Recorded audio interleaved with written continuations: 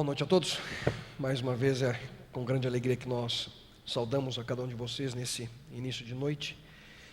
E para você que ainda não nos conhece, bem-vindo à Nova Semente, uma comunidade adventista do sétimo dia que existe para que possamos juntos, semanalmente, ter uma experiência real com Deus. E hoje nós estamos dando continuidade à série de mensagens que nós iniciamos na semana passada, intitulada Vidas Opostas. Nessa série nós estamos analisando a experiência de alguns personagens bíblicos, situações que nós encontramos na Palavra de Deus, de situações em que pessoas que viviam situações similares agiram ou mantiveram uma atitude completamente diferente uma da outra.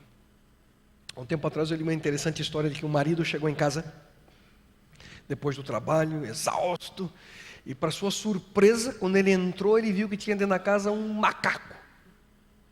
Chegou a pessoa: o que é isso? Ela disse: não, eu fui lá no pet shop, uma gracinha, olha que lindo, o olhinho dele, o sorrisinho dele, e trouxe um macaco para casa.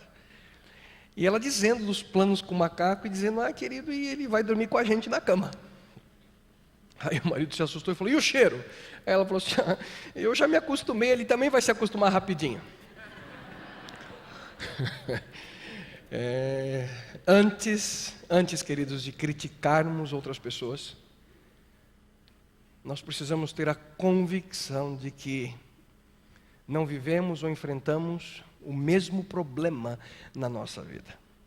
E como nós vivemos uma sociedade que cada vez mais tudo gira em torno da exaltação própria, daquilo que buscamos a nós mesmos, nós nos esquecemos muitas vezes de olhar no espelho.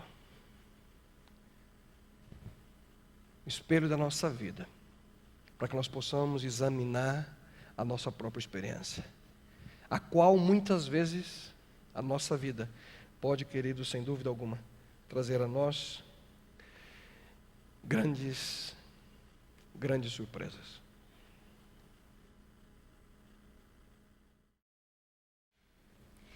Hoje o dia promete. Ai, quanto trabalho.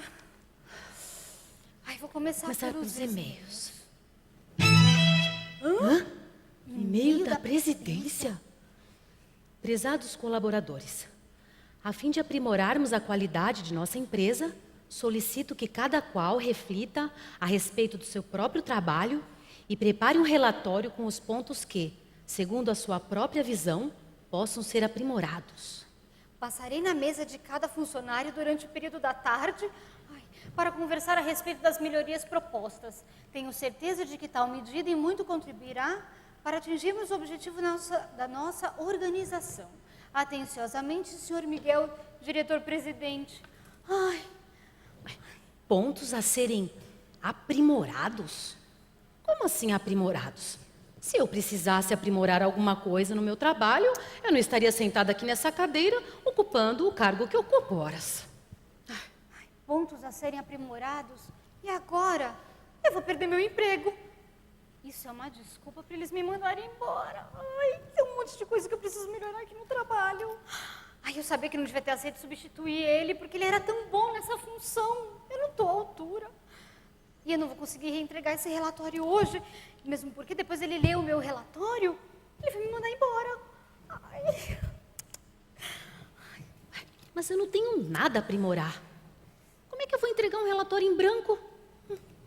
Bom, se bem que o Sr. Miguel certamente nem espera receber nenhum relatório meu, definitivamente. Mas por outro lado, quem sabe se o que ele realmente tenha tentado dizer nesse e-mail é que devemos apontar para as áreas da empresa que precisam ser aprimoradas. É isso. Bom, melhor a fazer é começar logo esse relatório, porque talvez eu nem consiga terminar. Espero que o Sr. Miguel entenda. Puxa, eu sou uma funcionária assim tão exemplar, sempre cumpro as minhas tarefas até antes do prazo e com perfeição. Essa será apenas mais uma delas.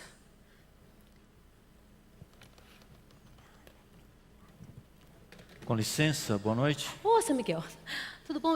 Coincidência, eu estava aqui pensando no senhor. Quer dizer, você, já trabalho com ele há tantos anos, já posso chamá-lo de você. Então, seu Miguel, eu estava aqui realmente pensando e preparei esse relatório para o senhor. Está aqui.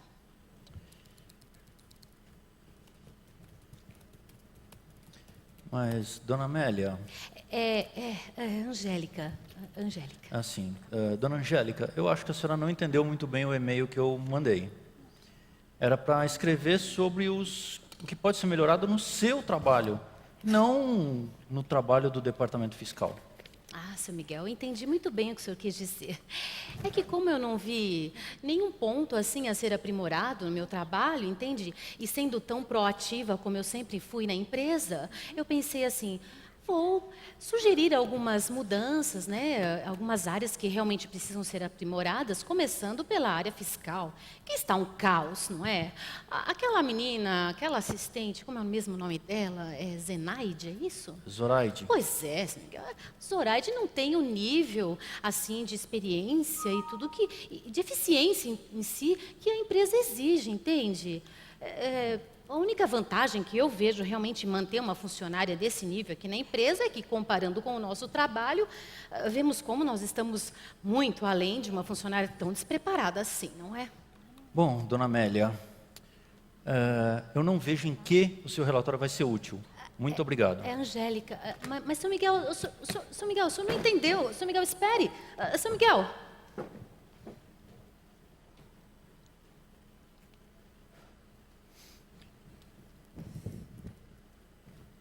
Seu Miguel, que honra! O senhor aqui na minha sala. Eu já sei. O senhor veio buscar o relatório. Sim. Será que o senhor não podia passar aqui mais tarde?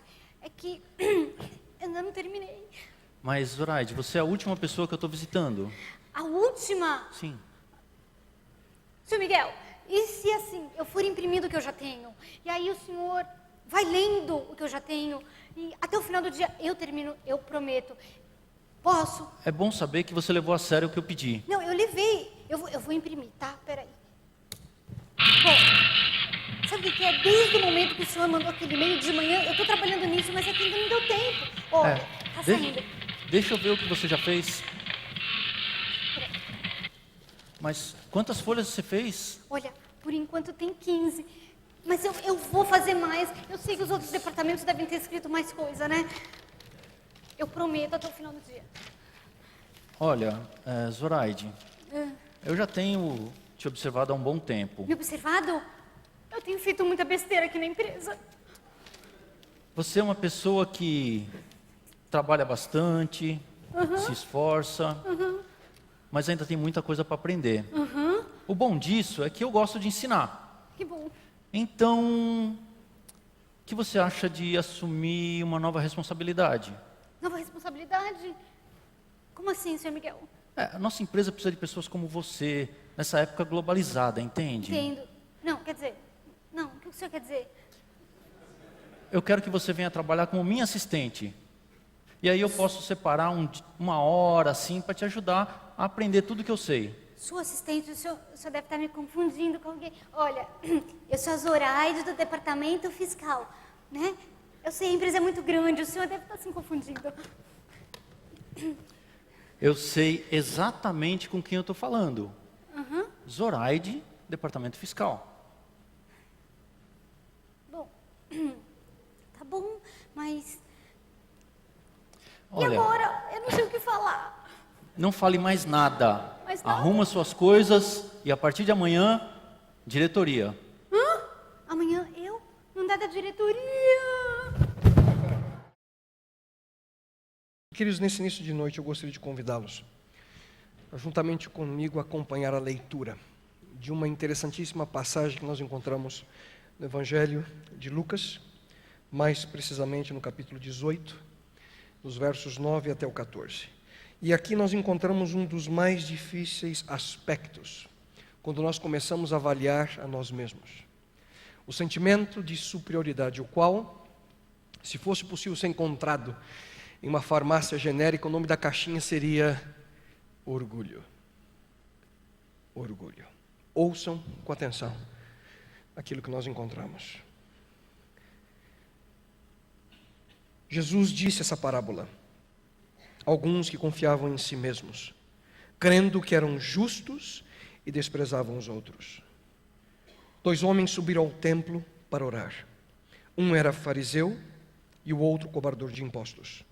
O fariseu, posto em pé, orava consigo desta maneira: ó Deus, graças te dou porque não sou como os demais homens, roubadores, injustos e adúlteros, nem ainda como este cobrador de impostos.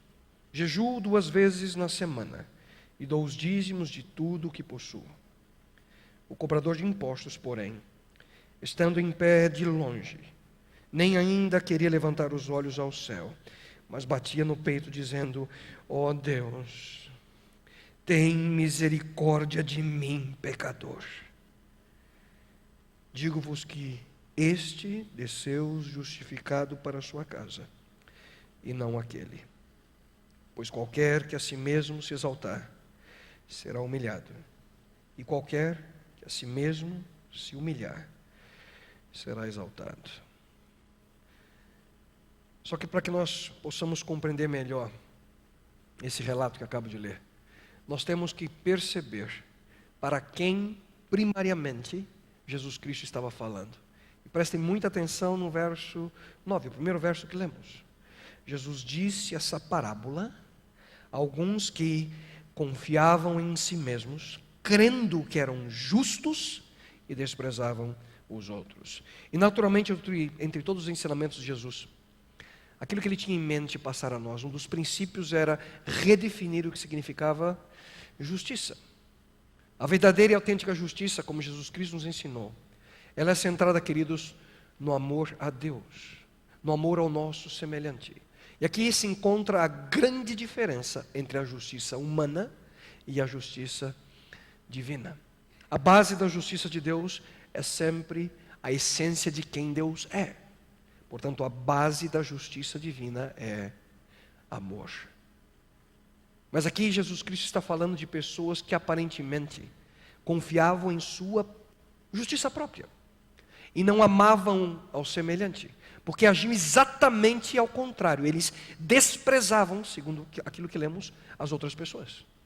Em outras palavras, estes que confiavam em sua própria justiça simplesmente não conseguiam compreender o que significava a justiça que Deus estava disposto a transmitir, porque eles simplesmente não compreendiam o significado da palavra amor. E, queridos, na vida espiritual de cada um de nós, essa má compreensão é fatal. Outro aspecto importante que nós encontramos é que a multidão a qual Jesus Cristo estava dirigindo os seus ensinamentos, muito provavelmente era mais abrangente do que apenas esse tipo de pessoa. Com certeza era um grupo bem diversificado, mas sem dúvida alguma, nesse grupo de pessoas estavam aqueles que se achavam justos. E entre eles haviam pessoas que tinham poder, pessoas que eram respeitadas, pessoas que eram vistas como gigantes espirituais, pessoas que eram vistas pela comunidade como baluartes da fé. E por essa razão eles se sentiam superiores. Mas infelizmente, ao mesmo tempo que eles ignoravam os pecadores normais, aqueles que eram destituídos na área e na dimensão espiritual, como assim pensavam, eles recriminavam a Cristo, porque Jesus os aceitava. Pessoas que eram vistas como pecadoras ao seu redor. E ao ler os evangelhos, repetidas vezes, queridos, nós encontramos essa situação específica, esse senso de superioridade, esse sentimento de justiça própria. Isso criava barreiras entre as pessoas, e esse pecado, o orgulho, é sempre diretamente reprovado por Jesus Cristo. Qual era o resultado disso? Pecadores iam a Jesus aos montes, e aqueles que se achavam justos, obviamente, não corriam até Cristo. Já perceberam que é exatamente isso que acontece? Pessoas que viviam perseguidas pela culpa de pecados terríveis em sua vida, pecados morais, pecados financeiros, erros em sua vida e assim por diante, o que eles faziam? Eles iam até Jesus. Mas a Bíblia não afirma que multidões de pessoas que se achavam justas, pessoas que se achavam corretas, iam até Cristo. Portanto, nesse relato, Jesus Cristo, ele deliberadamente, ele conta uma história, uma parábola, aonde o personagem que representa o gigante espiritual se torna o vilão, E o zero à esquerda, o infeliz pecador, vira o herói. E lembre-se de aqui nós, nesse momento, não foi um momento de alegria em que Jesus simplesmente contava uma historinha para tentar ensinar o povo. Na realidade, essa parábola Jesus Cristo a utilizou como se fosse um cruzado de direita no queixo de um grupo de líderes espirituais. E esses líderes estavam ali presentes quando Cristo conta a história. Aparentemente, Jesus Cristo ele buscava algo especial para que eles pudessem abrir seus olhos. E queridos, na realidade é muito difícil entender todos os aspectos envolvidos nesse relato se você não compreende e você não percebe a tensão que ali ia se formando, quase insuportável entre as pessoas que ouviam a parábola de Jesus Cristo. Os gigantes espirituais ficavam cada vez mais ofendidos e, portanto, dispostos até mesmo matar a Cristo pela sua audácia, pelo seu desrespeito. E em pouco tempo foi exatamente isso que eles conseguiram. Já por outro lado, os pecadores profissionais, os zero à esquerda da multidão, aqueles que ouviam Jesus Cristo falar e ficavam com a boca aberta, me belisca, eu não acredito que ele acabou de dizer isso. Foi isso mesmo que ele falou? Queridos, podem ter certeza vocês que todo cobrador de impostos, ou como outras versões chamam de publicano, eles estavam ali presentes muito provavelmente se sentindo como se tivessem ganho na cena sozinhos. Eu não acredito no que eu acabo de ouvir. Uma história em que o publicano não é o centro da piada, não é o vilão. Para eles era algo absolutamente inacreditável. Jesus Cristo contando uma história em que o publicano é o herói. E naquele tempo que eles acreditam, ninguém contava qualquer história em que o cobrador de impostos era o mocinho.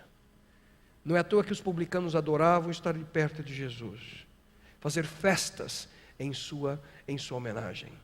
Não é à toa que um dos discípulos que tinha essa profissão, Mateus, se sentia de uma maneira muito especial aceito por Cristo. E aqui está um ponto importante. Por que será que Jesus Cristo decide tão diretamente atacar aqueles poderosos líderes espirituais dos seus dias? Querem saber por quê?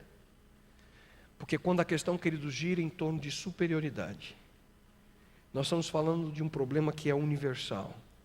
Um problema que, sem dúvida alguma, é muito difícil de ser reconhecido por nós, seres humanos. Pessoas que buscam ajuda pelos mais diversos problemas, raiva, falta de controle, rancor, ansiedade, depressão, vícios. Mas eu não conheço nenhuma terapia que trata alguém, ou alguém que busca ajuda por ser orgulhoso. Já imaginaram? Bem-vindo a... Até inventei um nome aqui. Bem-vindo a Clitai. A clínica de tratamento para o arrogante insuportável. Seja muito bem-vindo. Eu tenho certeza que alguns de vocês vão ter alguns clientes, para a minha clínica. Ou então, que tal participar dos arrogantes anônimos? Sabem o que eu acho, queridos? Eu acho que se esse lugar existisse, não seria só celebridade, jogador de futebol, político que seriam os principais clientes. Mas muitos daqueles que infelizmente hoje dizem ser cristãos, quem sabe estariam lá. Um dos maiores problemas com o sentimento de superioridade é que as pessoas que sofrem desse mal simplesmente não conseguem ver, não conseguem perceber, reconhecer a sua realidade. E é por isso que Jesus Cristo ataca o orgulho de uma forma direta nesse texto que lemos. Não é à toa que Jesus Cristo começou o seu maior discurso, o seu maior sermão, dizendo exatamente essas palavras: bem-aventurados os humildes de coração, porque deles é o reino dos céus. Só que a memória humana é tremendamente curta quando nós lidamos com esse assunto. Só que é algo bem irônico aqui, queridos. Alguns daqueles que dizem seguir a Deus, leem essa história e pensam: esse fariseu, ele imaginava que podia ganhar a aprovação de Deus com a sua justiça própria. Vem a história, leem, escutam e dizem mais ou menos assim: Oh, Senhor, obrigado porque eu não sou como aquele publicano. E obrigado, Senhor, porque eu não sou como aquele fariseu que dizia obrigado, Senhor, porque eu não sou aquele publicano. Ou então, mais ou menos assim, dizer, ó Senhor, muito obrigado por ser bem melhor que aquele infeliz fariseu que pensava que era superior a todo mundo. Queridos, quem sabe, esse é o momento para que nós possamos aprender um pouquinho mais sobre aquele fariseu e o que ele tem para nos ensinar. Para isso nós vamos nos colocar no lugar dos ouvintes de Jesus nesse momento. Em primeiro lugar, as pessoas estavam naquela multidão, elas entenderam algo totalmente diferente quando ouviam a palavra fariseu. Nos nossos dias, quando nós falamos fariseu, ou usamos esse termo, nós imediatamente vem à nossa mente a ideia de um hipócrita. Alguém que tinha sempre a sua justiça própria diante de si. E rapidamente nós somos levados a pensar que os fariseus dos tempos de Jesus eram os eternos vilões da história. Só que para que possamos entender melhor, nós temos que apagar tudo aquilo que nós achamos ou sabemos sobre os fariseus. Porque para os ouvintes de Jesus, a palavra fariseu era uma palavra boa. Mesmo nos evangelhos, nem tudo que nós lemos sobre os fariseus é ruim. Vejam, por exemplo, aquilo que nós encontramos em Lucas, no capítulo 13. Nesse momento, Jesus estava sendo ameaçado por Herodes Antipas, um monarca extremamente violento e agressivo. E vejam bem quem veio ao socorro de Jesus. Naquela mesma hora, alguns fariseus aproximaram-se de Jesus e lhe disseram: saia e vá embora daqui, pois Herodes quer matá-lo. E pela história nós sabemos muito bem o que acontecia com aqueles que se metiam no caminho de Herodes. Esses fariseus estavam arriscando a sua própria vida para salvar Jesus. E esse relato é impressionante. Há um outro exemplo de um homem chamado Nicodemos, que era um dos principais fariseus nos tempos de Cristo, mas um homem que buscou de uma maneira especial, no encontro secreto, conhecer melhor quem era Jesus. E foi para esse homem, chamado Nicodemos, que Jesus disse a mais bela, a mais conhecida e mais extraordinária passagem que encontramos em toda a Bíblia.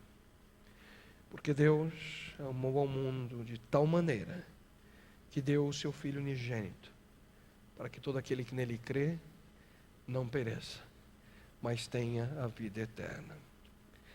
Foi para um fariseu que Cristo mencionou essas palavras. No entanto, muitos dos fariseus foram criticados por Jesus em virtude do seu comportamento. Mas isso foi o que Cristo diz a respeito dos ensinamentos desses homens. Ouçam, os fariseus se assentam na cadeira de Moisés. Obedeçam-lhes e façam tudo o que eles lhes dizem. E vindo de Jesus, essa é uma alta recomendação aqui para o ensino dos fariseus. E além disso, a própria palavra fariseu significa algo, uma pessoa separada. E eles levavam a sério o texto do livro de Levítico, que dizia o seguinte: sejam santos, porque eu sou santo. A palavra santo, sabemos, significa reservar, separar, pôr de lado, dentro do sentido espiritual. E ouçam bem, queridos, se realmente queremos entender o relato de Lucas 18, nós não podemos ter uma atitude pré-concebida contra os fariseus. Eles eram pessoas que os ouvintes de Jesus demonstravam respeito, grande admiração, atenção. Essa não era uma palavra má, era uma palavra boa. Já os publicanos, por outro lado, eram desprezados. Eram pessoas que eram vistas como corruptas, pessoas que não viviam de acordo com aquilo que a sociedade buscava. Se você quer colocar em termos atuais, essa história seria como se um voluntário da Cruz Vermelha e um traficante de drogas tivessem ido à igreja para orar. Outro detalhe importante, quando Jesus diz que eles foram ao templo para fazer suas preces, não era como em nossos dias que nós vemos a oração como uma experiência de devoção feita de uma maneira privada. Não, não. Muito provavelmente aos ouvintes de Jesus Cristo, eles compreendiam que eles foram ao templo no momento do sacrifício diário, que era oferecido às 9 da manhã e às 3 da tarde. E muitos iam ao templo exatamente nessas ocasiões e esperavam com ansiedade por aquela situação, por aquele momento. E eles aguardavam o momento em que o sacerdote adentrava uma parte do santuário que era chamada de santo, para queimar incenso. E esse era o momento que todos, na cultura oriental, todos oravam em voz alta. Jesus diz que o fariseu levanta e começa a orar, e segundo o que já lemos, ele orava consigo mesmo. Vimos no verso 11. Em outras palavras, ele se separou das demais pessoas, foi até um canto, por ser um fariseu, e por desejar estar puro sem se tocar ou ser tocado pelas outras pessoas. E ele começa a orar sozinho, em voz alta, para que todos pudessem ouvi-lo. Afinal, ele era visto, ele era considerado como um homem santo. Só que dentro do mesmo recinto, estava alguém que ele, o fariseu, ele considerava desprezível. E ele com certeza não gostou nada daquilo. Portanto, ele faz uma coisa bem interessante com a sua prece.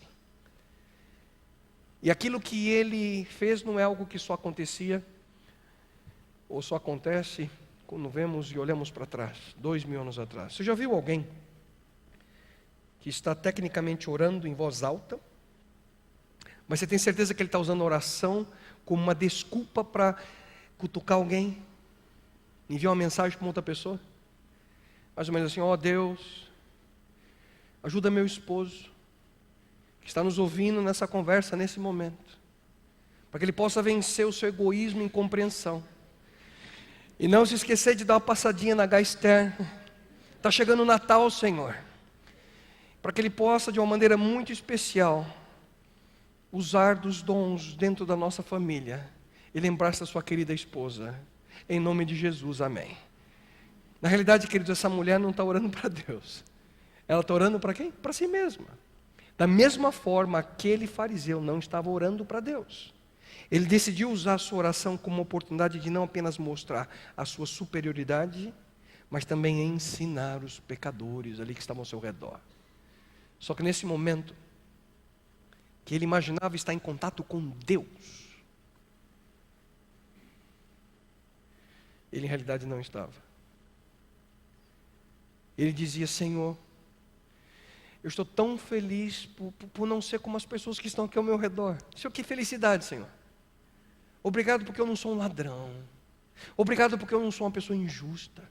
Obrigado porque eu não sou um adúltero. Obrigado porque eu não sou que nem aquele publicano que está ali, Senhor. Queridos, vamos ser bem sinceros aqui. Hein? Será que você e eu já passamos por situações que nós deliberadamente nós tentamos encontrar erros na vida de outras pessoas? Estranho isso, não? Mas infelizmente esse negócio de ficar encontrando os defeitos em outras pessoas parece ser particularmente atraente para aqueles que dizem seguir a Deus. Aparentemente, as pessoas que dizem seguir a Deus sentem que o mundo seria outro se as pessoas pudessem ser cada vez mais parecidas a elas. Superioridade, queridos, é um sério problema daqueles que acham que são melhores que outros. Aqueles que conseguem levar avante, por exemplo, o regime, né? Olham para aqueles que estão mais gordinhos e dizem: o que essas pessoas têm na cabeça? Será que não tem domínio próprio? Se sentem superiores. Só que existem, queridos, diversas coisas que nós não levamos em consideração quando nós julgamos as pessoas por simples razões, por qualquer razão que seja. Nós não pensamos que talvez ela teve um passado diferente do nosso. Nós não pensamos sobre as predisposições genéticas, não pensamos sobre o ambiente que ela vive, o local onde ela nasceu, como ela cresceu, a luta que ela teve para vencer outros problemas que nós muitas vezes não temos que nos preocupar. Nós não pensamos que ela talvez não tenha tido as mesmas oportunidades espirituais que nós tivemos. Não, nada disso. Apenas nós focamos a nossa atenção naquilo que nos incomoda e nós julgamos as pessoas e tentamos mudar essas pessoas, o comportamento delas com base na nossa própria justiça. Que atitude linda é essa, não? Que nobre atitude é essa. Afinal, como é que as pessoas não conseguem ser cada vez mais parecidas comigo, eu penso? Percebem? Em realidade, o fariseu não está orando a Deus. Ele estava dizendo tudo aquilo para que a maior quantidade de pessoas possível pudesse ouvir quão santo ele era. Ele estava dizendo tudo aquilo para humilhar o pobre publicano. Ele estava dizendo tudo aquilo para se sentir bem. Pois quando ele compara a sua vida com a vida daquele cobrador de impostos, ele parece ser uma boa pessoa. Eu sou melhor que aquele camarada. Eu não sou como aquela fofoqueira, não. Deus gosta mais de mim. E tudo isso, queridos, faz com que o fariseu se sentisse bem. E muitas vezes, agindo assim, nós nos sentimos bem. E ele continua na sua comparação, comparando-se ali com o publicano. E ele diz: eu jejuo 2 vezes por semana. E essa afirmação é interessante, porque de acordo com Levítico 25, 29, os israelitas deveriam jejuar apenas 1 vez ao ano, no dia da expiação. Só que esse aqui jejuava 2 vezes por semana. Faz a conta aí, 104 vezes ao ano. Ele só fazia 113 vezes a mais. E ele continua. E alto, eu jejuo 2 vezes por semana. Eu dou, como diz o texto bíblico, eu dou o dízimo de tudo que eu possuo. De acordo com o Antigo Testamento, o dízimo deve ser dado daquilo que nós ganhamos como lucro. Portanto, não é necessário dizimar tudo aquilo que nós possuímos constantemente. Mas o que o fariseu fazia era demonstrar que ele não satisfazia-se a si mesmo só cumprindo aquilo que a lei pedia. Ele queria além. E assim ele usa a reputação do publicano para comparar-se a si mesmo e se sentindo superior. Só que ele bem poderia, queridos, ter agido de uma forma diferente. Ele poderia ter se aproximado do publicano. Ele era um líder religioso. Podia ter colocado o braço sobre o ombro do publicano e dito: que bom que você está aqui hoje. Que bom que você veio aqui no templo buscar a misericórdia, o perdão, a graça de Deus. Eu também vim para cá fazer isso. É por isso que eu estou aqui. Escuta, vamos orar juntos. Que tal, hein? Se ora por mim ou por você. Agindo assim, aquele fariseu poderia ter aberto o coração de toda aquela comunidade para aquele publicano. Ele poderia ter sido um instrumento, um canal de graça para que aquele homem pudesse ser transformado, mas não foi o que ele fez. Ele não agiu assim porque ele estava apenas concentrado no seu próprio orgulho. E me permitam dizer, orgulho idiota. E simplesmente ele não pôde ver, não pôde reconhecer. Aquele homem não pôde ter o coração transformado por Deus. Exaltação, justiça própria. Eu sou melhor, sou superior. Querido, Jesus Cristo combateu todos esses males de maneira direta, porque Ele sabe que agindo assim, criamos a mais difícil barreira de ser superada por um ser humano. São esses sentimentos que colocam, queridos, o nosso eu no centro do universo. E são esses os sentimentos que vão exatamente contra a natureza de Deus, que é centrada no amor, na abnegação, no olhar ao próximo. As pessoas que vivem repletas de dificuldades, ressentimento, ira, ansiedade, medo, desconfiança, falta de domínio próprio. E, queridos, em grande parte, muitos reconhecem seus problemas. Muitos reconhecem que possuem um sério problema espiritual. Mas se você perguntasse para aquele fariseu, como é que está a tua vida espiritual? Ele ia dizer, está ótima. Hoje eu fui no templo orar. Estou jejuando, 2ª vez essa semana. Já dei o dízimo de tudo, um pouquinho mais além. Deus está comigo, eu estou super bem. Só que na realidade, queridos, ele estava vivendo em pecado a cada instante. Ele estava atacando um outro ser humano. Ele estava indo contra a essência do amor. Ele estava destruindo a possibilidade de restauração dentro daquele ambiente de comunidade.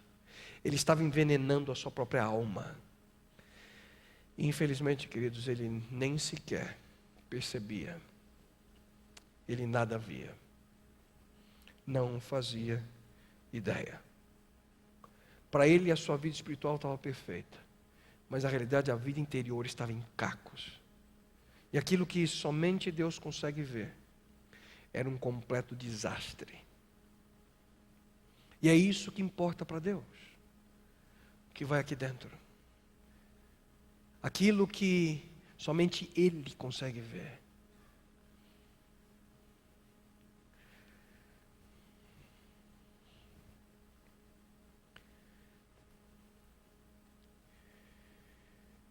Não sei se você já parou para pensar, às vezes eu paro e penso. Será que você, será que eu, será que nós temos um pouquinho daquele fariseu dentro de nós? Será que você tem um pouquinho daquele fariseu dentro de você? Será que vez outra você se pega julgando outras pessoas? Será que você sente algum tipo de prazer ao criticar aqueles que erram? Aqueles que caem? Será que você se sente um pouquinho superior quando vê alguém em dificuldades? A realidade, queridos, é que cada um de nós temos, infelizmente, cada um de nós temos um pouquinho daquele fariseu aqui dentro. E se nós não temos a percepção adequada de que isso é um problema, e um sério problema, quando menos esperamos, esse problema vai estar mostrando a sua face horrorosa, através das atitudes que nós temos em relação a outras pessoas. Só que nós não poderíamos deixar de falar sobre aquele outro homem, sobre aquele publicano. Os publicanos, queridos, eram homens odiados em Israel. E não por poucas razões, eles eram parceiros dos romanos. A nação israelita, ela estava sendo ocupada por um inimigo, e os cobradores de impostos traíam seus próprios irmãos na busca de lucro. Eles apresentavam uma proposta para os romanos, uma proposta de arrecadação, que fosse a mais conveniente e lucrativa ao imperador romano.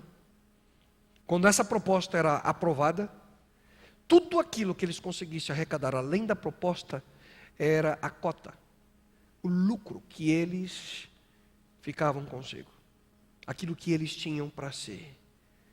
E você pode ter certeza que em nenhuma cidade tinha qualquer estátua, nome de rua, em homenagem a um publicano. Não. Eram odiados. E certa vez, para apontar para a atitude de rebeldia, de desobediência de um pecador, Jesus Cristo diz que esforços deveriam ser feitos para resgatá-lo. Mas ele continua: se ele se recusar a ouvir, trate-o como pagão ou publicano. Percebe aqui? O próprio Jesus Cristo compara a atitude de um publicano, de um cobrador de impostos, não arrependido, a um pagão. Imagine só como os fariseus se sentiam ao ver Jesus se aproximando dessa corja da sociedade. Ouçam só. Vendo isso, os fariseus perguntaram aos discípulos dele, de Cristo: por que o mestre de vocês come com publicanos e pecadores? Sinônimo: publicano, pecador. Queridos, os publicanos eram odiados pelos israelitas, eram desprezados pelos fariseus. Mas esse publicano do relato de hoje, diz a Bíblia que ele estava em pé de longe. Ele se separou de todas as pessoas, mas não pela mesma razão pela qual o fariseu se separou. Ele fez isso porque ele reconhecia qual é o estado da sua vida. Aquele homem sabia qual era a sua real situação. Ele reconhecia a sua pecaminosidade. E aquele reconhecimento causava um sentimento, um senso de vergonha. E ele se humilhou naquele momento. A Bíblia afirma que ele nem queria levantar seus olhos para o céu. E o texto que nós lemos diz que ele também batia no seu peito. E queridos, na cultura oriental, esse ato de bater no peito é extremamente significativo. É no peito que fica o coração. É o lugar onde os mais profundos sentimentos que nós temos estão. Algum tempo atrás eu vi um noticiário na CNN, em que alguns iranianos, pela dor do sentimento, da tristeza que viviam, sofrimento batiam no peito. E pude ver nos olhos daqueles homens a tristeza, a angústia. O ato de bater no peito é uma expressão extrema de angústia. Em toda a Bíblia, ouçam isso, em toda a Bíblia, esse ato de bater no peito é mencionado apenas 2 vezes. Aqui, e no momento em que Jesus Cristo era levado para a cruz, para o Calvário. E o publicano, queridos, está aqui apresentando um extremo clamor por misericórdia. Ele dizia mais ou menos a Deus: Deus, meu coração está em pedaços. Senhor, estou vivendo de maneira errada. Senhor, eu sou corrupto. O meu coração é mau. O meu coração.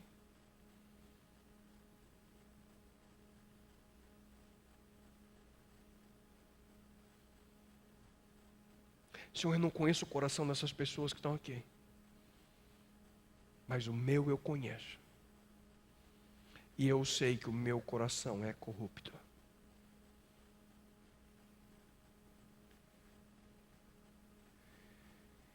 Queridos, eu possuo amigos que hoje enfrentam sérias dificuldades. Quando olho para esses amigos que no passado caminhávamos juntos,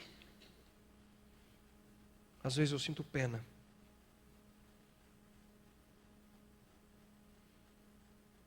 Mas muitas vezes quando nós olhamos essas pessoas, muitas vezes nós nos sentimos superiores. Puxa, que bom que eu tomei outro caminho. Obrigado, Senhor. Eu sou melhor.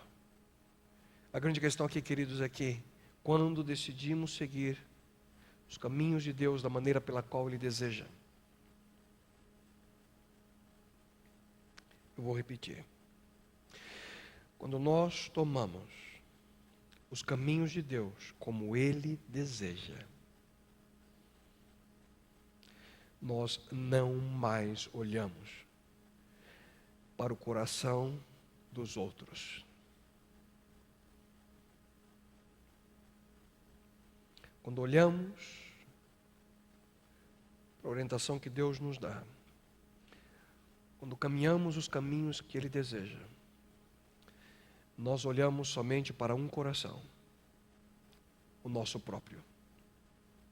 E nele nós vemos tudo aquilo que realmente nós somos. Querido, só existe uma pessoa a quem eu tenho completo acesso a todo pecado e a todo erro. E essa pessoa sou eu mesmo. E é por essa razão que o sentimento de superioridade, queridos, é letal. Me deixa cego na minha real situação. Eu desvio os meus olhos de mim, desvio a atenção a mim mesmo e eu começo a comparar a vida das outras pessoas com a minha. E eu começo a criticar as outras pessoas. E não percebemos que o real intuito, queridos, é esconder a realidade a respeito de nós mesmos. Nos comparamos com os outros, vemos as dificuldades porque queremos esconder aquilo que nós temos em nós. E o resultado? Não somos capazes de nos arrepender. Eu não sou capaz de ser sincero. Eu não sou capaz de reconhecer. Eu não sou capaz de ajudar. Eu não sou capaz de perdoar. Eu não sou capaz de aceitar. Eu não sou capaz de amar. E aqui, queridos, quando nós tiramos os olhos das outras pessoas e olhamos para nós mesmos, quando nós deixamos de olhar ao redor e olhamos para o espelho da nossa alma, quando nós percebemos as nossas limitações, as nossas fragilidades, nós precisamos parar.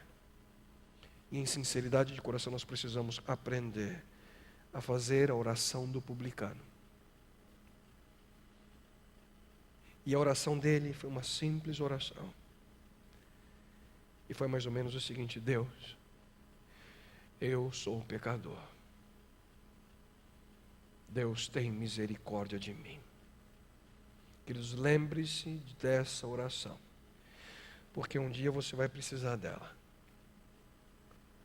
Mas tenha certeza que você irá aprender essa prece com um pronome correto. Deus, eu sou um pecador. E quando você viva essa experiência com sinceridade, quando você for sincero, Deus lhe responderá: filho, eu sei disso. Filha, eu sei disso. Sempre soube. E esse sentimento de reconhecimento nada mais é do que o meu Espírito trabalhando no seu coração, para que você viva a transformação que eu sempre sonhei para a sua vida. Queridos, isso é graça. E nós precisamos aprender a viver pela graça. E ela não vem na nossa vida simplesmente quando nós aceitamos a Cristo. Nós precisamos da sua graça a cada instante, a cada momento,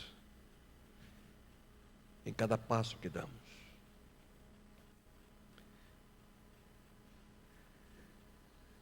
Aquele publicano, ele se entregou à graça de Deus. E Jesus diz que no final daquele momento de adoração, depois que o sacrifício foi oferecido, depois que todas as orações foram feitas, Cristo diz que o fariseu, que vivia em sua vida pensando ser um gigante espiritual, volta para casa cego, sem amor, sem a graça de Deus na sua vida, anos-luz distante de Deus, e nem sequer percebe sua situação. Já o publicano, aquele que vivia como um desprezado, um rejeitado, um pecador, um profissional, carteirinha assinada, pecador, desce para casa justificado, perdoado, transformado, purificado pela graça de Deus. E nesse momento, queridos, ao concluir, eu gostaria que você imaginasse que hoje, ao vir para esse lugar, e você que nesse momento nos assiste ou assistirá essa mensagem, imagine que alguém vem a Deus, e aqui nesse local, duas pessoas vêm para ter uma experiência real com esse Deus. Mas imaginem que temos dois convidados especiais, um pavão e uma lagarta. Ambos vieram aqui para adorar, ambos vieram aqui para orar. E durante esses momentos que nós passamos juntos, o pavão faz aquilo que ele aprendeu a fazer de maneira magistral. Ele abre a sua cauda, mostra toda a sua beleza, a sua perfeição, e assim fica. Já a lagarta faz a única coisa que ela aprendeu a fazer. Ela se enrola e começa a se transformar num casulo. Só que agora, ao voltar para casa, o pavão sai da mesma maneira que entrou, desejoso de mostrar toda a sua superioridade e sua beleza. No entanto, a lagarta sai daqui, não mais como uma lagarta, porque ela foi transformada numa linda borboleta. Queridos, foi exatamente isso que aconteceu com os dois homens que nós estudamos hoje. Vidas completamente opostas. O fariseu voltou para sua casa com nada a mais dentro de si. Ele entrou como um fariseu, saiu como um fariseu. Teve a oportunidade de orar, ele teve a oportunidade de adorar, ele teve a oportunidade de mudar, ele teve a oportunidade de ser transformado, mas nada aconteceu. Nada aconteceu. Porque ele olhava para si. Mas aquele coletor de impostos, aquele publicano, voltou para casa transformado. Ele entrou como um publicano,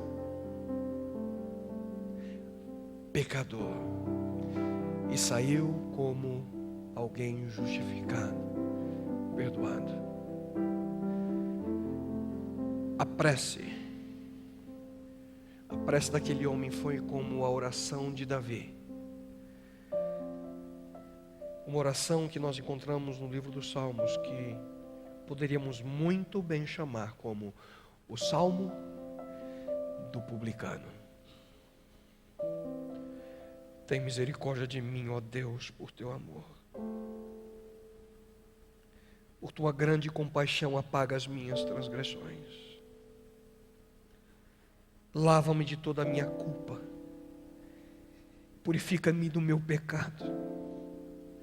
Pois eu mesmo reconheço as minhas transgressões e o meu pecado está sempre diante de mim e sempre me persegue. Contra ti, só contra ti pequei e fiz o que tu reprovas. De modo que justa é a tua sentença e tens razão em condenar-me. Sei que sou pecador. Cria em mim um coração puro, ó Deus, e renova dentro de mim um espírito estável. Não me expulses da tua presença, nem tire de mim o teu Santo Espírito. Devolve-me a alegria da tua salvação e sustenta-me com o espírito pronto a obedecer.